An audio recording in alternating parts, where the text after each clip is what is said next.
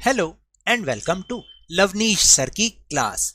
आज की ये शिक्षा निदेशालय राष्ट्रीय राजधानी क्षेत्र दिल्ली की वर्कशीट नंबर 17 जो कि कक्षा 7वीं के विद्यार्थियों के लिए है। यह ली गई है सामाजिक विज्ञान के भूगोल विषय से और इसमें जिस विषय वस्तु को हम समझने की कोशिश कर रहे हैं वह है वायु, प्राणदायिनी वायु, यानी हम सब जीवों को प्राण देने वाली वायु। ये तो हम सब जानते हैं कि पृथ्वी पर वायु एवं जल दो ही ऐसी चीजें हैं जो कि मानव जीवन को या किसी भी प्राणी के जीवन को जिंदा रखने के लिए बहुत ही ज्यादा महत्वपूर्ण है। और अगर शायद पृथ्वी पर ये दोनों चीजें नहीं होती तो शायद पृथ्वी पर जीवन भी संभव नहीं हो पाता।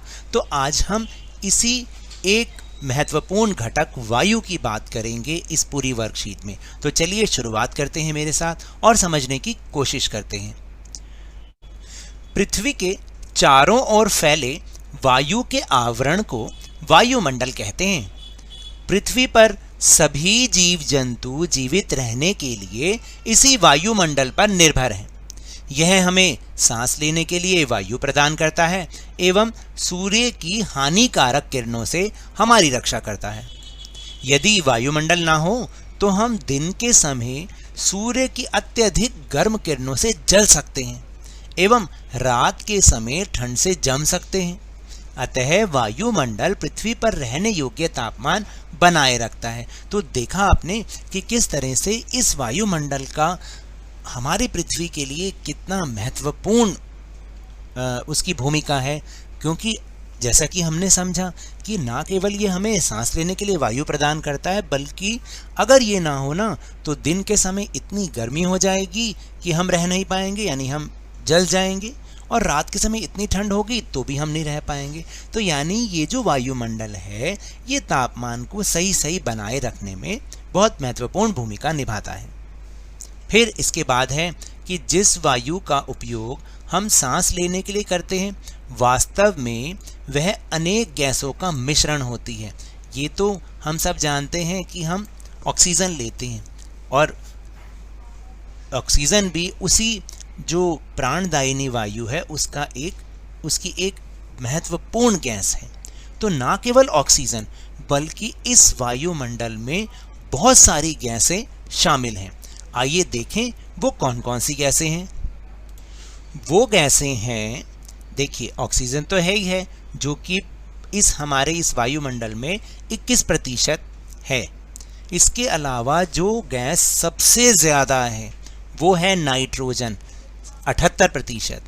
इसके अलावा कार्बन डाइऑक्साइड भी है जो कि हम छोड़ते हैं और पौधे अपना भोजन बनाने में कार्बन डाइऑक्साइड का उपयोग करते हैं। आपको पता है कि वो कितने प्रतिशत है? वो है 0.03%, यानी बहुत ही कम। इसके अलावा एक आर्गन गैस भी होती है जो कि 0.93% है और इसके अलावा बाकी और भी गैसेस होती हैं जिनका प्रतिशत 0.04 होता है। तो इस तरह से हमारा ये वायुमंडल अनेक गैसों का मिश्रण है। तो चलिए अब इन्हीं गैसों के बारे में थोड़ी बहुत जानकारी प्राप्त करते हैं। जैसे पहली गैस है नाइट्रोजन, क्योंकि ये वायुमंडल में इसका भाग सबसे ज़्यादा है। आखिर ये क्या करती है? वायु में सर्वाधिक पाए जाने वाली गैस नाइट्रोजन होती है जो पेड़ पौधों के बढ़ने में सहायक होती है। आपको याद है हमने नाइट्रोजन चक्र भी के बारे में थोड़ा बहुत पढ़ा हुआ है कि नाइट्रोजन गैस पेड़ पौधों के बढ़ने में बहुत सहायक होती है, क्योंकि ये वो जो पौधे होते हैं वो वायुमंडल से डायरेक्ट तो नहीं ले सकते। तो इसलिए क्या होते हैं कि बहुत सारे जो सूक्ष्म जीव होते हैं उनके जरिए मिट्टी में मिल जाती है और मिट्टी से पौधों में चली जाती है। फिर जो उसके बाद दूसरी सबसे अधिक प्रतिशत वाली गैस है वो है ऑक्सीजन, जिसका प्रयोग हम सांस लेने में करते हैं। और अगर ये ऑक्सीजन ना हो तो शायद हम भी जिंदा नहीं रहेंगे। आखिर ये क्या है? प्रचुरता में मिलने वाली दूसरी गैस है जो कि सभी जीव जंतुओं व मनुष्यों के जीवित रहने के लिए बहुत ज़्यादा ज़रूरी है, जैसा कि मैंने अभी आपको समझाया। फिर इसके बाद नंबर आता है कार्बन डाइऑक्साइड का। मनुष्य व जीव जंतु दोनों ऑक्सीजन लेते हैं और कार्बन डाइऑक्साइड छोड़ते हैं, लेकिन इसके विपरीत जो पेड़ पौधे होते हैं ना, वो कार्बन डाइऑक्साइड लेते हैं और ऑक्सीजन छोड़ते हैं। तो इस तरह से वायुमंडल में इन गैसों का संतुलन बना रहता है। फिर इन पेड़ पौधों यानी वृक्षों की क्या उपयोगिता है इस वायु के लिए?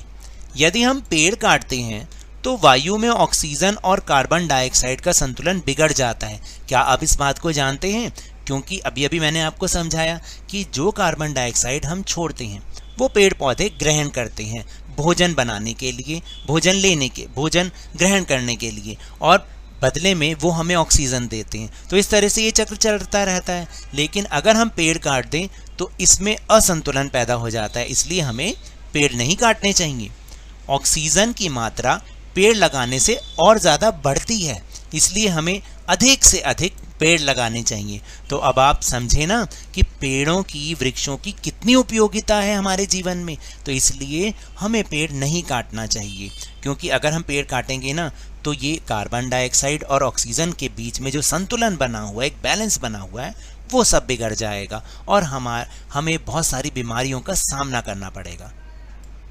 फिर हम बात करते हैं कार्बन डाइऑक्साइड की। देखिए, कार्बन डाइऑक्साइड कहने में तो सब ये कहते रहते हैं कि कार्बन डाइऑक्साइड बढ़ गई है, कार्बन डाइऑक्साइड का इतना बुरा प्रभाव हमारे इस वातावरण पर, वायुमंडल पे पड़ रहा है। ऐसा नहीं है। कार्बन डाइऑक्साइड एक महत्वपूर्ण गैस है, यानी उसके कुछ प्लस पॉइंट्स भी हैं। तो चलिए जानें क्या है उसके प्लस पॉइंट्स या क्या है उसका अच्छा प्रभाव। कार्बन डाइऑक्साइड वायुमंडल में फैलकर पृथ्वी से विकिरित ऊष्मा को पृथ्वी पर ही रोककर ग्रीन हाउस प्रभाव पैदा करती है, इसलिए इसे ग्रीन हाउस गैस भी कहते हैं। याद रखिएगा कि कार्बन डाइऑक्साइड को ग्रीन हाउस गैस भी कहते हैं। आखिर ये ग्रीन हाउस प्रभाव है क्या? देखिए, जब हमारी पृथ्वी पर सूर्य की किरणें पड़ती हैं, एक तो उसकी गर्मी, इसके अलावा बहुत सारी चीज़ों से जो विकिरण निकलती हैं, जो रेडिएशन निकलती हैं, उसकी गर्मी को ये कार्बन डाइऑक्साइड गैस पृथ्वी पर ही रोक देती है, जिससे तापमान में भी संतुलन बना रहता है। क्योंकि अगर ये ना हो तो क्या होगा, यानी कि इसके अभाव में धरती इतनी ठंडी हो जाती कि उस पर रहना ही असंभव हो जाता। लेकिन जब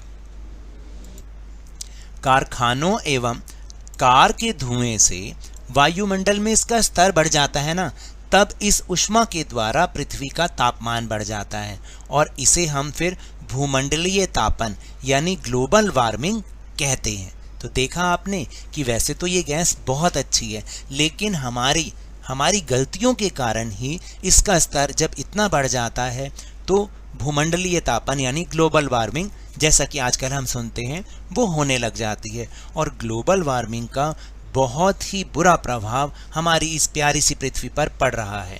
देखिए क्या उसका प्रभाव है। तापमान में इस वृद्धि के कारण पृथ्वी के सबसे ठंडे प्रदेश में जो जमी हुई बर्फ है वो पिघलती है। वो कौन सा प्रदेश है जानते हैं? बताइए। अंटार्कटिक। अंटार्कटिक में बर्फ ही बर्फ है, उसका भी अपना एक महत्व है। लेकिन जब ये भूमंडलीय तापन होता है यानी पृथ्वी के तापमान में बढ़ोतरी होती है, तो उससे क्या होता है कि बर्फ पिघलना शुरू हो जाती है। इसके परिणाम स्वरूप समुद्र के जल स्तर में भी वृद्धि होना शुरू हो जाएगी। आखिर ये जल जाएगा कहाँ? समुद्र में ही मिलेगा, जिससे जो तटीय प्रदेश होते हैं, तटीय क्षेत्र होते हैं, उनमें बाढ़ आ जाती है। और दीर्घ अवधि में इसके कारण जलवायु में अत्यधिक परिवर्तन भी हो सकता है, जिसके फलस्वरूप कुछ पौधे एवं पशु लुप्त हो सकते हैं। और आप जानते हैं ना, अगर ये पौधे और पशु गायब हो जाएंगे तो हमारा जो इको बैलेंस है, पारितंत्र है, वो भी, उसका भी संतुलन खराब हो जाएगा। यानी सब एक दूसरे से बंधे हुए हैं। तो अब आप समझे कि ऐसा नहीं होना चाहिए। इसको पढ़ाने का जो उद्देश्य है वो यही है कि हम अपने क्रियाकलापों से अपनी पृथ्वी को नुकसान ना पहुंचाएं। तो चलिए अब हम चलते हैं अपने प्रश्नोत्तर की ओर। तो पहला प्रश्न है कि वायुमंडल क्या है? बहुत ही आसान प्रश्न है। उत्तर है कि पृथ्वी के चारों ओर फैले वायु के आवरण को, आवरण होता है एक हल्की सी परत, उसको हम वायुमंडल कहते हैं। फिर दूसरा प्रश्न बहुत ही आसान, पृथ्वी पर तापमान की वृद्धि के क्या कारण है? जैसा कि अभी अभी हमने समझा, पृथ्वी पर तापमान में जो वृद्धि हुई है ना, उसका मुख्य कारण मनुष्य द्वारा निर्मित ग्रीन हाउस गैसें भी हैं। यानी जब इनका स्तर बढ़ जाता है, कैसे बढ़ जाता है, जैसे अभी हमने समझाया था कि जब कारखानों एवं कार के धुएं से वायुमंडल में कार्बन डाइऑक्साइड और ग्रीन हाउस गैसों का स्तर बढ़ जाता है, तब इस ऊष्मा के कारण पृथ्वी का तापमान बढ़ जाता है और इसे ही हम क्या कहते हैं, ग्लोबल वार्मिंग या भूमंडलीय तापन। फिर तीसरा प्रश्न है, रिक्त स्थानों की पूर्ति कीजिए, और इसके लिए आपको संकेत यानी हिंट्स भी दे रखे हैं, यानी आपको इसी में से ही अपने खाली स्थानों में, रिक्त स्थानों में भरना है। जैसे पहला है, पेड़ पौधे कौन सी गैस छोड़ते हैं, ऑक्सीजन, यस, यहाँ से आपको लेना है, ऑक्सीजन गैस छोड़ते हैं। उसके बाद इस खाली स्थान में क्या भरना है कि गैस है ग्रीन हाउस प्रभाव पैदा करती है, कौन सी गैस ग्रीन हाउस प्रभाव पैदा करती है, यस, कार्बन डाइऑक्साइड। और फिर तीसरा है, पृथ्वी के वायुमंडल के तापमान में वृद्धि को क्या कहते हैं, भूमंडलीय तापन। अब आपको समझ में आया। अब चलते हैं अपने प्रश्न नंबर 4 पर। फिर चौथा प्रश्न है, मिलान करिए, यानी वायुमंडल में गैसों की मात्रा, जो कि अभी अभी ऊपर हमने समझा भी था। तो आपको सही प्रतिशत से सही गैस का मिलान करना है। जैसे पहला है नाइट्रोजन, नाइट्रोजन है 78%। ऑक्सीजन का मिलान करना है हमें 21% से। कार्बन डाइऑक्साइड कितना प्रतिशत है, 0.03%। फिर ऑर्गन कितने प्रतिशत है, ऑर्गन है 0.93%। और पांचवा है अन्य गैसें, बाकी की अन्य गैसें 0.04%। तो ये तो थी आज की वर्कशीट। अगर मेरे इस तरह समझाने से आपको थोड़ा सा भी समझ में आया हो तो इस चैनल को ज़्यादा से ज़्यादा सब्सक्राइब कीजिए, लाइक कीजिए और बहुत ज़्यादा शेयर भी कीजिए। और हाँ, मेरे साथ इसी तरह वर्कशीट को समझते रहिए, लेकिन ध्यान और मन लगाकर पूरी मेहनत और लगन के साथ पढ़ते रहिए। और अगर आपको कोरोना वायरस से बचना है ना, तो अपने हाथों को नियमित रूप से साबुन और पानी से ज़रूर धोते रहिए, मास्क जरूर लगाइए, क्योंकि जब तक दवाई नहीं तब तक कोई ढिलाई नहीं। धन्यवाद।